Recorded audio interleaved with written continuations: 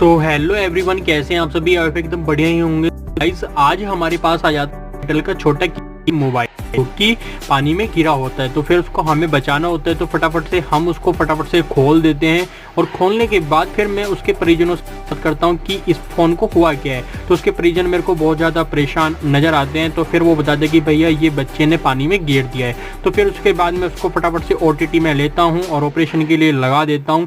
फिर उसमें सारा प्रयास करने के बाद फिर मैं उसको एक बार चेक करता हूँ और चेक करने के बाद मैं उसको ऑन करके देखता हूँ।